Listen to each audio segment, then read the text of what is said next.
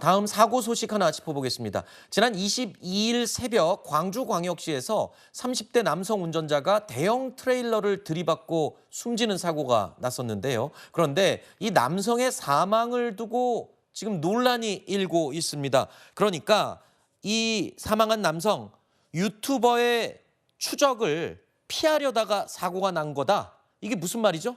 그렇죠. 이 30대 남성이 몰던 SUV 차량이 갓길에 주차된 화물차를 저렇게 들이받고 이 차량이 전소가 되다 보니까요. 이 남성 병원으로 옮겨졌지만 결국에는 숨졌습니다. 네. 그런데 자초지종을 알고 보니까 인근 유흥가에서 이 운전을 시작했는데 그때 유튜버가 다가와서 당신 음주운전했죠? 나 신고할 겁니다. 라고 이제 이야기를 하고 아하. 그 장면은 다 유튜브로 생중계가 되고 있었던 겁니다. 아하. 그러다 보니까 사실은 이 유튜버가 저 사람 도망간다라고 하면서 생중계하면서 음주운전 차량을 뒤쫓게 되고 네. 일명 음주운전 헌터라고 불리는 유튜버인데요.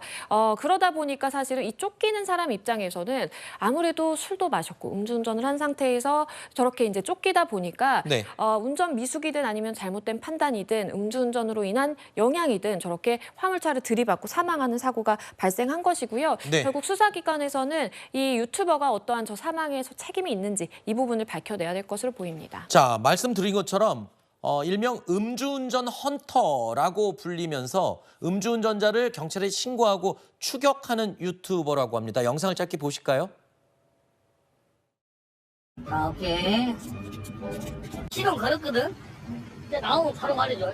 어디로 갈지 모르겠지. 막, 뒤에서 차 따라오니까 뒤에서 차가 따라오니까 머리가 아프지. 술도 먹었고. 저기요, 나이트에서 나와요. 술 드셨죠? 112 신고했거든요.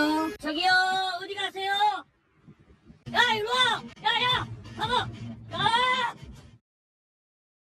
자, 이번 사건을 계기로 너무 지나친 과도한 사적 제재를 한 게 아니냐라는 지적도 나오고 있더군요. 해당 유튜버에 대해서. 그렇죠. 그러니까 이 해당 유튜버가 마치 본인은 음주운전을 하는 나쁜 사람들을 내가 검거하는 데 일조한다. 뭐 이런 목적을 가지고는 있지만 사실상 유튜버의 수익 구조를 보면 저렇게 많은 사람들의 관심을 받고 많은 사람들이 흥미를 끌 만한 그러한 컨텐츠를 만들어야만 이것이 수익으로 연결될 수밖에 없는 것이죠. 그리고 본인이 경찰도 아니고 어떠한 수사기관의 일원도 아닙니다. 아무런 권한이 없는 자가 저렇게 사적 제재 내지는 사적 보복을 하는 것 자체가 이것이 과연 우리가 헌법에서 추구하는 가치인가라고 다시 생각을 해볼 필요가 있는 것입니다. 엄연하게 우리 법에 따르면 사적 제재는 금지가 되는 것이고요. 네. 본인 사실 이제 경찰이라든지 수사기관이 수사를 함에 있어서는 법원에 영장도 발부받아야 되는 것이고 적법 절차에 따라서 이루어지는데 사적 제재의 경우에는 사실은 복수심을 가지고 이루어지는 경우가 많기 때문에